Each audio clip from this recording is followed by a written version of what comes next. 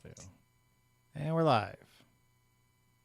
Hello, everybody. Welcome to the New Hope Ministry Leader Q&A. We've missed you. We didn't have our Q&A last week, so it's good to see everybody again tonight. Riley, would you open us up with some prayer? Yeah, sure. Okay. Well, Lord, how good it is just together this way over Zoom and through the internet, and Facebook, be able to at least see each other's picture and visit. And so I ask you to honor us as we are in this question and answer period. And we thank you for the fun that we have together like this, and for how we can answer the questions that people may have. To you be the glory always, Lord. Thank you for your goodness to us. In Jesus' name, amen. Amen. Amen. All right, guys, one of the questions we'll kick off with tonight, Shelley, it's probably going to be for you and Chris. Any update on VBS, Warren Willis, summer camps? Do we have anything that's new since last time? I know nothing new from Warren Willis. Chris, do you have anything?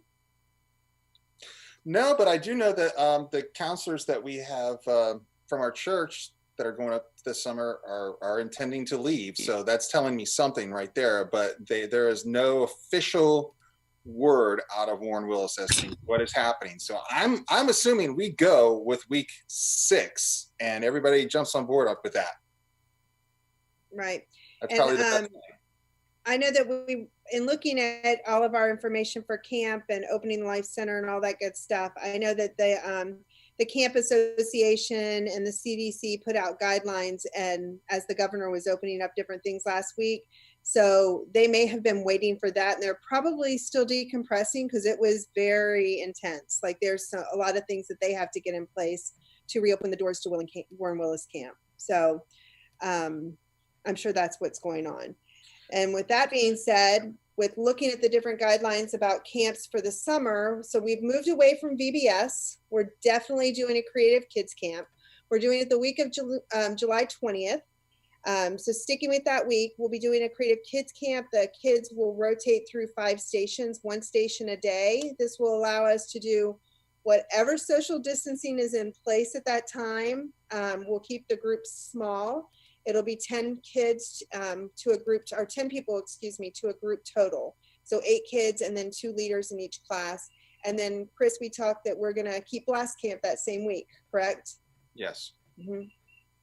Absolutely. It only makes sense. It only makes sense to tie it all into 1 week. Like we have 1 week out of this whole, chaotic reprogramming of the summertime that you have to worry about with getting VBS and Blast Camp and all of our camps. We're going to do it in one shot just to kind of save the intensity of the rest of the summer. So Shelley, will you tell us what the different things are going to be for Creative Kids Camp? Yes, for sure. So we're going to have a rotation with music, a rotation for drama, and it's not going to be boring. Suzanne White is phenomenal at teaching drama in different stages. She works with the drama group here in town. We'll have a rotation for art, cooking, and science and experiments. So there'll be 5 different days. So the kids will rotate through each station. It'll be 9 to 12, just like normal. So we're not changing it again. I'm putting my foot down. We're not changing it again. The forms are going out, so we need volunteers to sign up. If you are already registered for Vacation Bible School, we'll just take your registration and flip it over. There's nothing more that you need to do. And we'll be sending out email communication because we do have quite a few people already registered for VBS. Good. So if you have any questions, you can email me at Shelley@findnewhope.com or Chris@findnewhope.com for Blast Camp. And one thing too is that week of the 20th, July 20th, right? We are, we intended to be on mission trip that week. And one of the problems that I've been having and talking with a couple of different organizations is they're trying to decide what's going to be a safe atmosphere for groups to come in and serve. So they're kind of, it's sort of a big issue with them right now. They don't want to get anybody in there and have any sort of liabilities. And I know the organizations are waiting for what comes out of their own phasing of getting back. But I want to encourage our students who are planning to go on the mission trip that if this is something that you would like to serve in, this is a great opportunity for you to come alongside us and get involved this week, you know. I mean, one of the things we do anyways on our mission trips, especially with YouthWorks, is we work with kids. And this is our great opportunity to get back into that this summer. And I know that there's an opportunity for youth this summer to work with ECHO. So if you're interested in that, let me know and I can forward you that information. They are going to staff their whole organization over the summer with youth. So let me bring you up to speed on that, though. It's a great opportunity. A lot of the slots have been filled up by now. I just talked to her the other day, and she said that a lot of the individual slots for the summertime have been filled. I guess there was a huge response to that. She is, however, going to try and, again, work us in somehow, some way over the summertime as a group effort. So good. Thank you, Eleanor. Yeah, absolutely. Eleanor Saunders, the executive director of ECHO. She's awesome. But I mean, still, if something falls through and somebody doesn't show up, or they have a certain opening that comes available by chance, you know, by all means, get in touch with us and we'll send you in the right direction. Okay, awesome. Awesome. We had a question come in on Facebook from Annie wanting to know if the camps were free this summer. So we're changing that a little bit. So the Creative Kids Camp, we are going to ask for a $20 donation to cover, because we're doing a lot of different things that require us to buy materials. Again, it's donation. It's not a have to. It's a if you get to, or you get to help bless the kids that are going to be there. So that also means that if there's members of the church that might not be sending someone to camp, they can still make a donation to the Creative Kids Camp that we're going to do. And Chris, I don't know if you've had a chance to look over what might be different in the schedule for Blast Camp, because it's originally set at $75 for the week. I haven't gotten that far, but expect 75 at the top, at the most.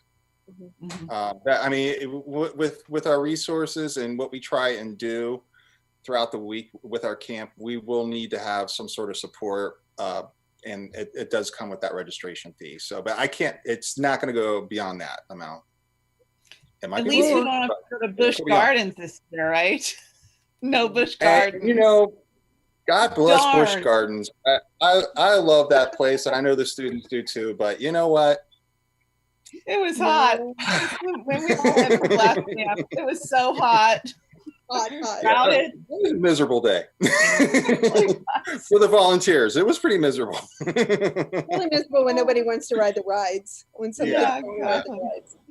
But and also, if somebody needs a scholarship for any of the camps, please don't let that be something that stops you from going. We have a way to get you to either Blast Camp or to Creative Kids Camp. Money should never be an obstacle. Ever. All right, lots of fun stuff happening this summer, it sounds like. The next question, we're going to throw it over to Pastor Roberto. Pastor Roberto, is there anything happening with our Spanish-speaking congregation this Sunday? Well, actually, yes. And by the way, this coming Sunday is when we get to celebrate Pentecost. And Pentecost is the birth of the Christian church. So we're not going to be celebrating the 140-something years of New Hope United Methodist Church. We're actually going to be celebrating the centuries of existence of the Christian church this coming Sunday. And, you know, we Hispanics, we are expressive in the way we celebrate. So we are encouraging our congregation to get some cakes, buy some cakes and put like Happy Birthday Church, and use the hashtag Happy Birthday Church in Spanish, hashtag Feliz Cumpleaños Iglesia. And we're going to be using that hashtag all the next coming week. And we're encouraging everybody to celebrate their homes and make a big watch party with the cakes, and cut the cakes and put the candles and celebrate the birthday of the church. And some small groups are going to be joining. They're going to be watching the service together, having some kind of a agape meal right after they watch the service online. And even some of our elderly people are buying Chromecast so that they can stream from their phone to their TVs. Guess what? You never know. So it's interesting, it's exciting, and we are gonna celebrate it at home. And we encourage all of New Hope to use the hashtag during the next week, hashtag Happy Birthday Church. That sounds great. Another question we had come in was last time we had Dave Woods on with us from our trustees committee. And another one was, how are those projects that Dave talked about going since last time we talked to him? I know he had said some things on campus. They were doing some changes on campus and at Dover. Well, the Dover project hasn't started yet because we're waiting for some permitting from the county. There were some things that had to be put in place before we could get the permit. And the county center is not fully open yet. It is partially open. So that might take a little bit longer, but that's why the wall in Dover has not been fixed yet. I know that they're doing some work on the Life Care House. There's some damage in there. We're still getting estimates. That's a process. It's going to be a process. They have painted the narthex and the bathrooms in the sanctuary. It looks amazing. I mean, it just freshened the whole place up. It looks great. They're doing some drainage work. That's still in process. And the guys have been really working hard. And they're also doing a lot over in the preschool.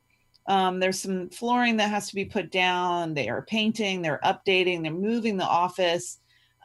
So that is being updated, and we're getting that ready for the new school year. So we're really excited. But our team, our facilities team, has been working really, really hard. And now we know that the rains will be coming soon. So pretty soon they're going to be mowing a lot. And they can add that to their list as well. But so there's what I know of the update. I hope that's sufficient. I think that's good. That's a good update. They have been staying busy. You can definitely tell across campus when we go back there on Mondays for our meetings, we all kind of get to check out what's been happening. The next question, Pastor Roberto, back to you again. How can we help the families from our Dover campus that have been affected by this crisis? Yes, Karina has been very instrumental. She actually, we were blessed to have a donation of some used laptops, and she was able to deliver those to the families and the kids that were doing a virtual school there. She's also delivering food every weekend, but you know that the needs are great there, and the harvest is full there. By the way, to use a more biblical term. So we encourage everybody, if you would like to help in some way with some kind of donation, food donation, clothes donation, any kind of way God puts in your heart, get in contact with Karina, or campus director there. You can reach her at karina@findnewhope.com. And thank you so much in advance for doing that. Roberto, is there anything specific that we could collect? I've had a couple groups ask me what they could do for the church. And when it comes from an organization, usually they want to collect something. Is there anything specific that you think would be beneficial? I would say any kind of food that would help parents like feed their kids during this time will be good. So kids food, Okay. Chicken Like noodles, lunch food, items. lunch items that could help them. And Okay. some Hispanic kind of food that can be done that they will really enjoy and appreciate. Okay, perfect. I'll let them know. Yeah, and Karina just said that they visit the Dover campus about 3 times a week, so they're out there. So, okay. Next question is, when is our next food co-op? It's coming up next week, isn't it? It is June 2nd. Oh my gosh, it's going to be June. Oh. Anyway, yeah, so next Tuesday, be sure that you register for food co-op by Sunday night, because we go shopping. Shelly and I have been going shopping on Monday, and it's really essential. It's essential that you register so we know exactly how much food to buy. But we look forward to Food Co-op. It's such a great time with our worship music and getting to pray one-on-one with people. It's such a privilege. Awesome. I think we were talking about our facilities team, Vicki, just a few minutes ago. And I know this wasn't a question, but I thought maybe we would like to mention that we do have a position coming open in that department. Did you want to speak to that? Yes. We are losing Charlie, who is wonderful. He's a fairly new hire. He's such a hard worker, but for a lot of reasons, he's decided he's going to have to leave probably midsummer. And so we do have a full-time facilities position open. Ideally, we would like someone who's able to work some evenings and nights and Sundays. That would be the ideal. And, you know, it's hard work, but it's a great atmosphere. You get to work with some great guys, and then you get to work with all of us that you're looking at right now.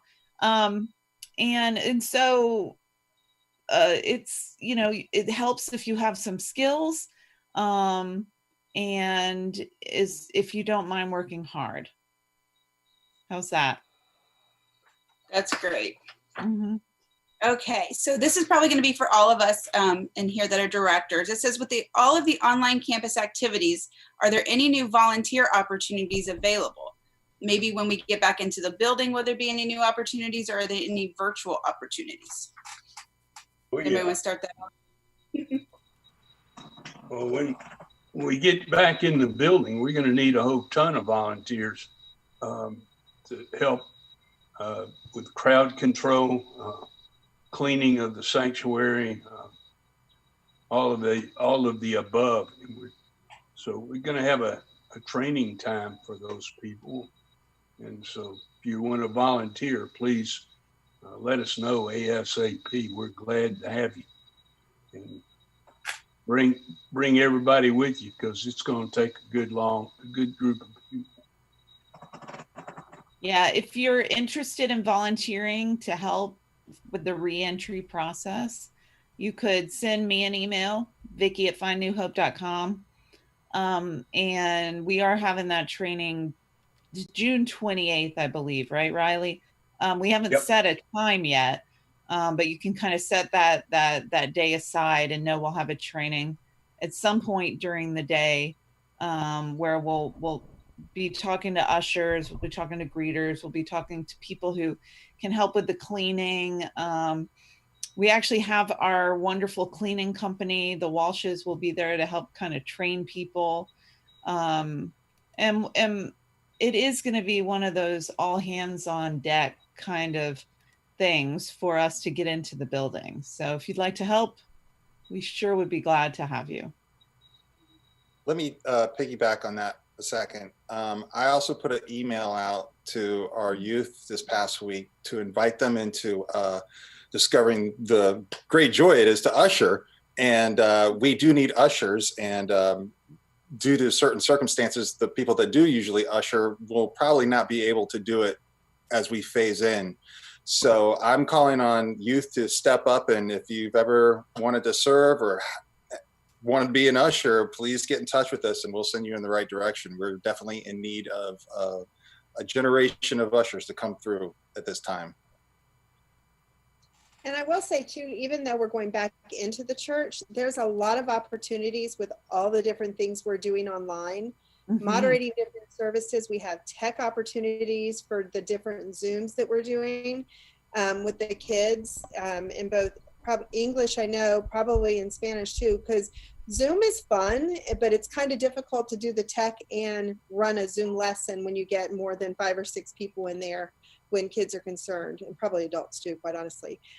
So there's going to be a lot more opportunities to serve in our church and basically others to serve for God in different ways, not just with reopening, but as we continue going forward. Our online presence is not something we're going to stop. Yeah. Yeah, and with that in mind, let me switch to my camera so you can actually see me. And with that in mind, we're going to need more tech for the actual worship services that happen in the sanctuary for the same reasons, some of the same reasons that Chris talked about. Some of my tech volunteers are going to choose to stay home and stay safe right now, and I endorse that and I support that. But that leaves us short. There's a certain bare minimum of crew we need in order to even execute the services the way we were doing before COVID-19. There's a certain bare minimum number of people you need. You need 6 people on the tech team per service, and that's bare minimum. But honestly, to provide a better experience for the internet audience, we really need to up that number to a couple more people. So we need to, and that's 6 people per service. So and I like to let people not have to serve every week and have a rotation. So we need we need a total of like 12 to 18 volunteers. And in addition, the Spanish worship service is going to begin expanding their online presence as well when they come back. And then they have almost no volunteers at all. So if you know anyone that speaks Spanish that wants to volunteer, and it's all on the job training, it's all learn as you go. You don't have to have any experience. And I know I received an email from one of the youth volunteers that we have that serves in children's ministry, asking after Chris sent the email, can they go serve as an usher until we come back to live children's ministry? Yes, definitely. Go help and serve where you can, whenever you can. Jeff, did the music department have any volunteer needs or anything for when we're back on campus? We definitely need volunteer needs all the time. We've got a lot of moving around that we did, changing around in the choir room, and Jackie's going to need some help there. If anyone wants to contact us at jeff@findnewhope.com or Jackie@findnewhope.com, we'll be happy to give you some opportunities to do some busy work. We have some busy work to do. And then when we come back, we've got a lot of changes that might be in store, and as we progress with these Q&A sessions, we may have specific things that we could need help with. So that's in the process. So we may have some real need coming up soon. Awesome. And Karina just said, Pastor Roberto, yes, Eric would love some help. So we do have needs across the board, it sounds like. And we do actually probably have needs in our welcome team, because that's going to look a little different. It's going to be online. It's going to be in person. We also have our membership. So there's a lot of different opportunities. All of these are hashtag collateral blessings if you look at the positive side of everything that's going on. Well, I think if you think it this way, we're like, I would say opening or revamping or whatever you want to call it, a whole new campus, the online campus. So we're putting a lot of efforts, a lot of new initiatives in that. So in doing that, that probably give you a guesstimate of what the workforce that we're going to need for that. So awesome. Okay. We're going to switch gears again, kind of back to the Spanish-speaking congregation. Pastor Roberto, we had a question come in if there's any Spanish-speaking virtual small groups available. Actually, there are 2 kids small groups, 2 new kids small groups starting this week, and Shelley has been very instrumental. I don't need to say that in doing that, in providing curriculum and all that, and they're very excited. Actually, one of them is about to start in 4 minutes via Zoom, so pray for the t-shirt and the kids as well. So it's exciting what's going on. 2 new virtual small groups for kids, Spanish-speaking kids, so that's awesome. All right. The next question is, what is the virtual social hall and when is it available? And I'll start off and then you guys can jump in. The virtual social hall is an opportunity for our church family to come together virtually, just like you would in the lobby or the social hall when you come to service. There's a couple staff people in there. Last week we had like 60 people join us all Sunday, and we all got to say hi and see their faces and ask them how they were. And Pastor Riley was in there with us, and he got to get some background on some people and really get to know people. So that's what that is, and it's available Sundays, and we do it Wednesdays before our midweek prayer service as well. I did goof today and sent out the wrong link, but we'll be better next week, and Sunday we'll be ready to go. So yeah, it was fun. Shelly was in there with us. Chris is going to be in there with us next week, and Vicky was in there. So it was fun. Mhm. All right. So the next questions, well, we had a question come in online here. It looks like, is there any thought about doing a digital Sunday bulletin to cut down on paper bulletins? You could keep some paper bulletins for folks, but guests could just pop on and get the info on their phone. That was from Patty. And Good idea. it is a great idea. So we'll definitely put that down, Patty, and see what we can do. Because initially it's going to be contactless worship. So when we first come back into the building, we're not going to have bulletins, and digital would be perfect. So great idea, Patty. Okay, it looks like the next set of questions we have is going to focus on the reentry plan that we just published today, that our task force has been working on for several weeks. The first question: why do we call our plan to come back to campus reentry and not reopening? Because we are open. We've been open. Yeah. The church never closes. We've been doing amazing ministry. So we're just re-entering the building. But remember, the building is not the church. The people are the church. Okay. This is a question that came in from Barbara Heaton earlier today for the Q&A. She says, I read the re-entry plans for the church through the different phases. Can anyone explain cleaning procedures between services, or if there are requirements for masks, gloves, sanitizer stations, use of restrooms? By that, she means, will someone monitor the number of people that can go in, etc.? Well, I met with the Walshes today. They're our cleaning company. So they are totally on board with helping us clean in between worship services. They're going to train volunteers. They have all the products ready. And they already have a plan in place for how we're going to clean the sanctuary in between worship services. And all their people are going to help. So we're thinking any surface that is touched or could be touched will be wiped down. So that includes the sanctuary, it includes the narthex, it includes the bathrooms. It will do the same thing for Logan Hall, and then we'll do the same thing for the social hall if we have to use that for overflow. So cleaning procedures definitely will be in place. And we have people who know what they're doing who will teach us how to do it. So we're thankful for Tanya and Andy Walsh and their dedication to this church.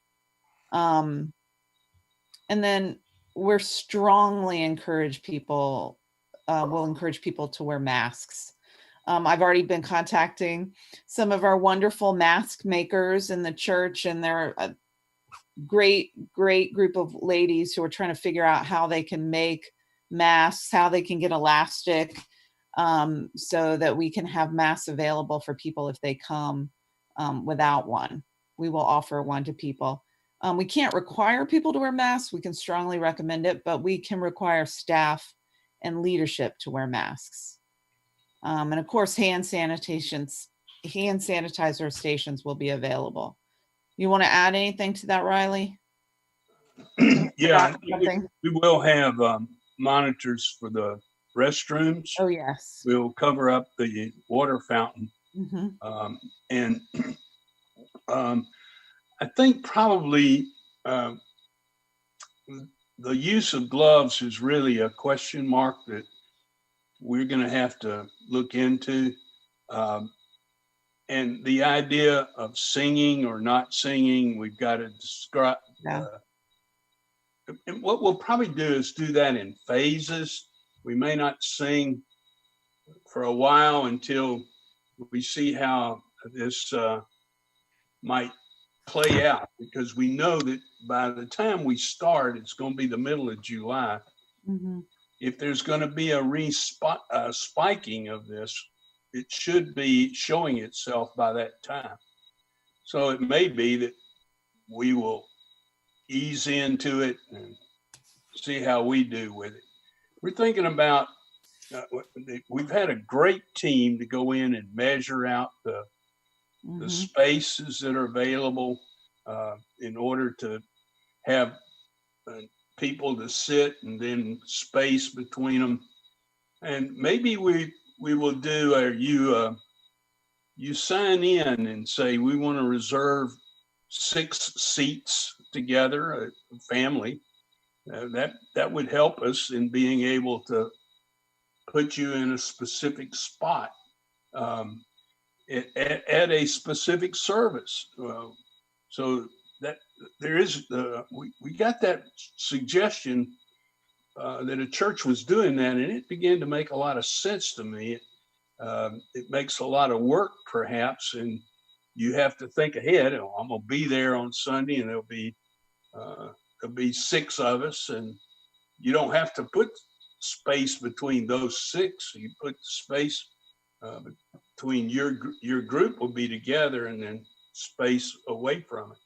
So there's a lot of things we're trying to think out and figure out, but I think we're doing a pretty good job of preparing for the safety and the health of our congregation. Let me say this: it's not going to be like it was. It can't be, because we're not able to shake hands. We're not able to hug each other. We don't have the choir. We probably are going to have a compromised worship service. I don't think it's the way we start out, it's going to be as strong as what we have online. I think a lot of people are going to wait anyway. So I don't think we're going to have a thundering herd coming in the door, and I think everybody's going to be there's got to be a certain sense of disappointment when we come back in, because we love what we've had there. It's home to us, and it's comfortable for us, and we just want to hug each other and shake hands, and you're not going to be able to do that. So it's got to be disappointing.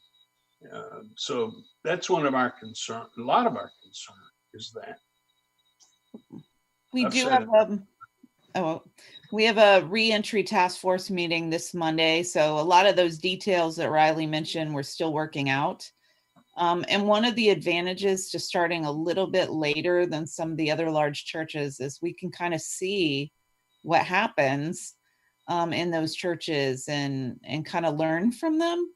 I'm hoping we will be able to learn from their the mistakes they make, but also the good things they do. If you have ideas, feel free to let us know. It's going to be complicated coming back in, but we're looking forward to seeing your faces and having in-person connection. We did have Michael asked on the online campus platform if there will be temperature checks. I didn't know, you just said we were going to go over details Monday, so we'll probably have more details on that after our meeting on Monday. Yeah, most likely, I think we decided to not do temperature checks. We will temperature check staff, and we can assure you of that. And we're telling people, if you are ill, if you have a fever, if you think you might have been exposed to COVID-19, then do not come into the sanctuary. Please worship with us online. So you'll hear us talk about that a lot. How because we are called to love our neighbor, we want to be sure that we are protecting our brothers and sisters. We want to make sure that we're doing everything we can to keep people as safe as possible. And at the end of the day, we're going to be giving people options. We're just going to be giving them another option to come and worship in the building when the time comes. And every option has requirements. If you're watching online, there are some technical requirements for you to watch online. So if you're coming to the physical campus, to the building, there's going to be some requirements that people coming will have to follow. So it's a matter of knowing that we will just open in new options to worship. Mm-hmm. Yeah, I think that we can say that safely that all of these guidelines apply to our Dover campus as well, and to the Spanish-speaking congregation and our Anglo congregation. So it's New Hope wide. It's all campus wide for these. Absolutely, yes. Yeah. Okay. Another question came in is, how will we perform communion once we are back in the buildings? Well, actually, one of our test Sundays, our first test Sunday, is going to be a communion Sunday. And so I have ordered cups that are already filled, and with it is a wafer. And so everyone will be pick one up as they enter, so that when we get to communion, they'll be able to take it. And then when you're through with it, you just eat. You can take it home with you want to, or just drop it in the trash can as you leave. We hope they'll do that because we don't want the cleanup crew to have to clean it up. We may even be able to put them into, I think, do we have cup holders? See, I'm not familiar enough with the sanctuary, but are there cup holders? There are cup holders. Well, we may just put them in there, have someone with gloves on to go through and put the cups in the cup holders so that everybody can just pick it up when they get there. But we do think that little wafer in the cup, and everybody will take it together at the same time. We'll take the little wafer first, and then the cup afterwards. I know that people who are into the Holy Communion and all, it doesn't lend itself as well, because we love to go to the altar and on the Communion Sunday, and we like to receive the elements it reminds us as a gift. But again, we're plowing new ground, and we have to try these different things, and that's one of the things that we'll be testing out and seeing how it works. Vicky says they won't be delivered on time. I'm hoping they will be. I heard they were back ordered. So Yeah, I heard that there's like this back order of communion cups. So well, I'm following mine. They haven't they said it's still in for delivery. So super. Well, we can just pray about it. That's what, Riley. Don't worry about it. In case we're going to get the order, the back order, we can do communion with Cuban coffee. So same amount, and that will keep the virus from coming. I tell you that. Absolutely. You don't have to worry about the virus if you have Cuban coffee. That's for sure. That's funny. It'll kill you before the virus does. We did just have a question come in from Michael again on the online platform, and it's for you, Pastor Riley. He wants to know, will you be part of the early phases of the re-entry of the church? I mean, is he asking, am I going to be preaching then?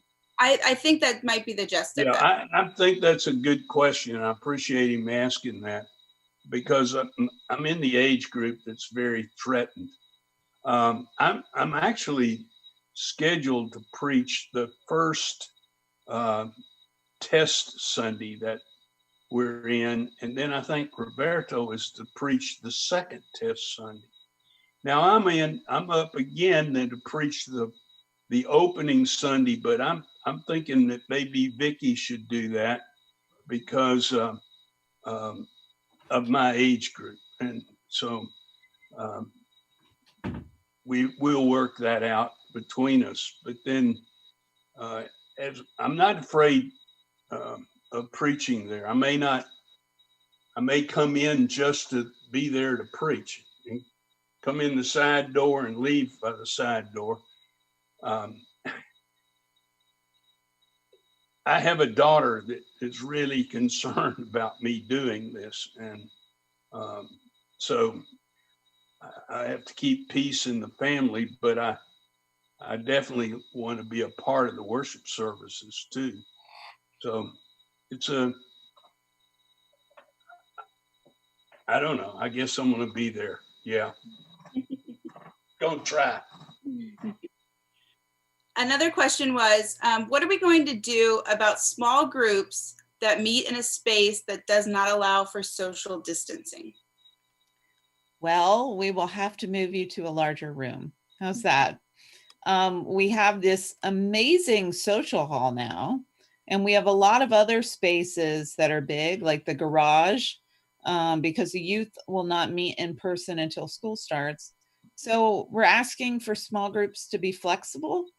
It's very important that if you want to meet, and we're allowing small groups to start meeting in mid-June, you have to let Mandy know, Mandy at findnewhope.com, so that she can schedule the right size room for your group. Because we have some groups that are really big, and we have some groups that are really little, and we just got to find the right space for you.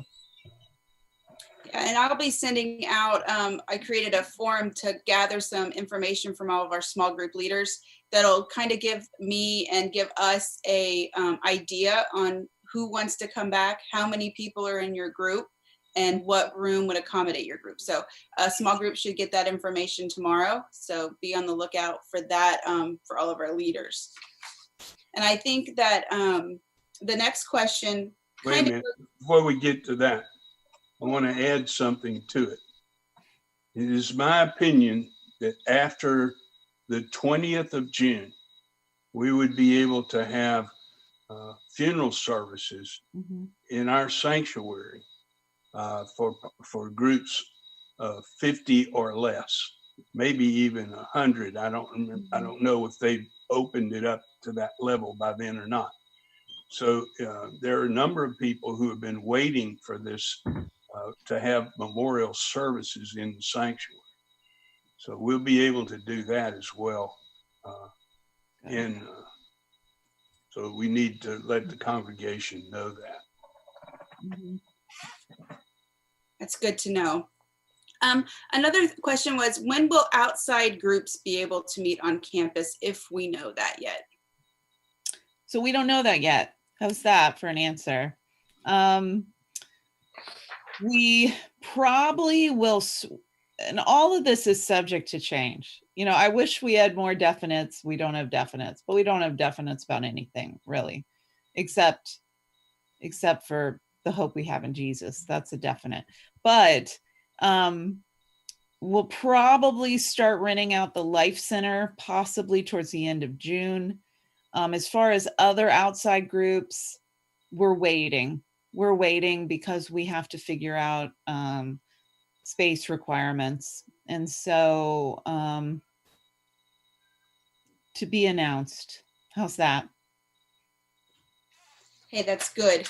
And I think what we can point out too is in our reentry phase, we said in there that everything is tentative at this point. So things can flux and change over the coming weeks. So just be on the lookout for those, and we'll communicate any changes that happen through all of our channels. So we'll get the information out there. I know everybody's wanting more information, but I think we're reserved on the information because we don't know, and we're going to try to test the waters for a little bit to keep everybody safe. We only have a couple questions left, and another one was, who can attend the in-person worship services on July 5th and July 12th? Those are our beta test dates that we had talked about. So I'll pass that over to Vicki and Riley. I would say anybody that really wants to, I think we're going to have a problem getting people to be a part of that. So if you're interested in being a part, just let us know. We're gonna, and let us know what time you would find available. Would 8 o'clock work, 9 o'clock work, 10 o'clock work, 11 o'clock work? What time would work best for you? Yeah. So anything like that, that's part of that volunteer thing we're looking for. Our goal is about 100 people, and Riley mentioned something too. You know, we may have to, we don't know for sure, but we may have to change the times of our worship services. So we're still figuring that out. We have the tax team is still looking at that because we need more time in between worship services to ensure that we can clean the sanctuary. So don't be shocked if the worship service isn't at the same time as it always has been. And please, please, please be flexible and grace-filled. We're asking for much grace during this period.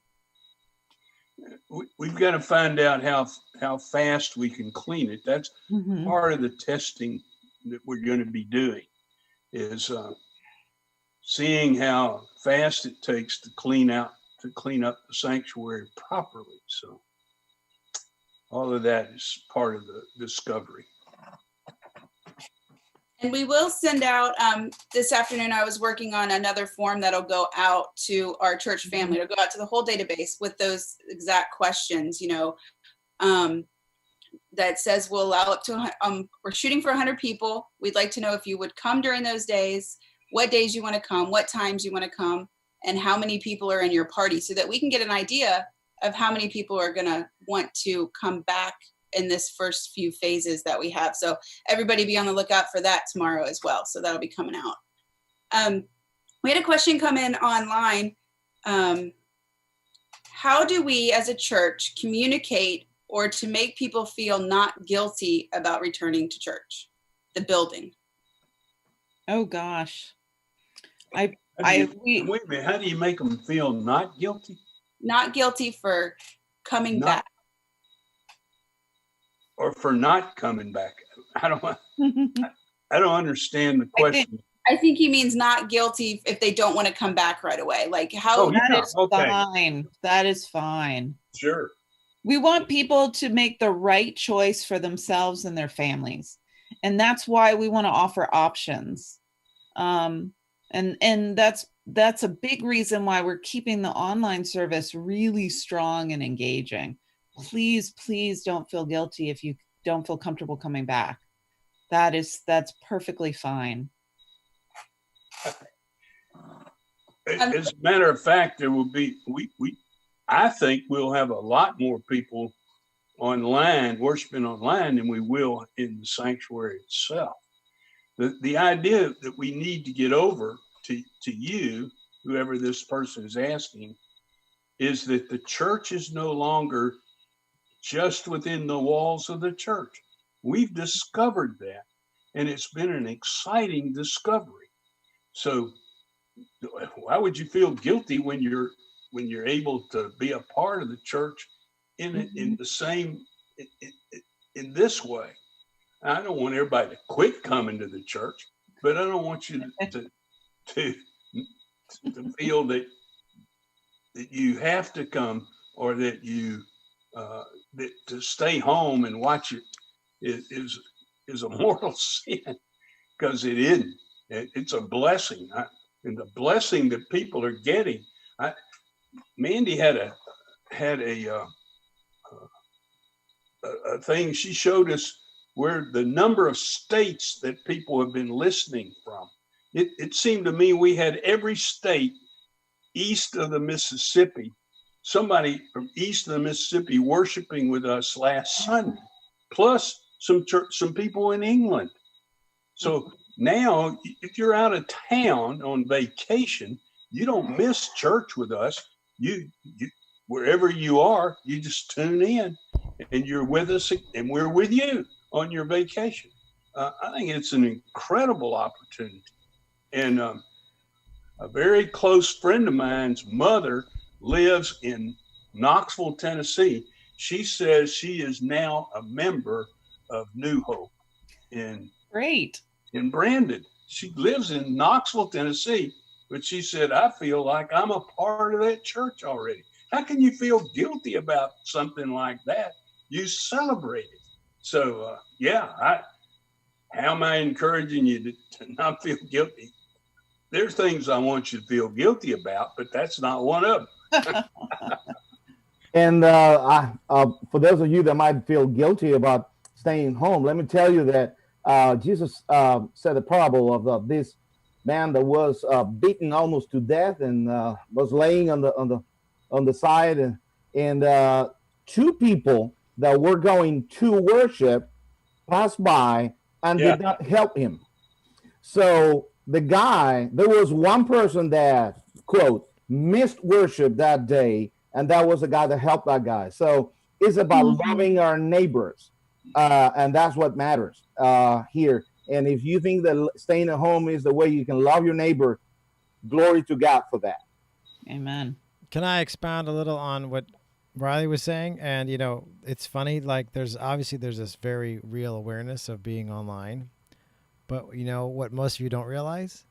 We have been live streaming since 2008. 2008. So we were ahead of the curve.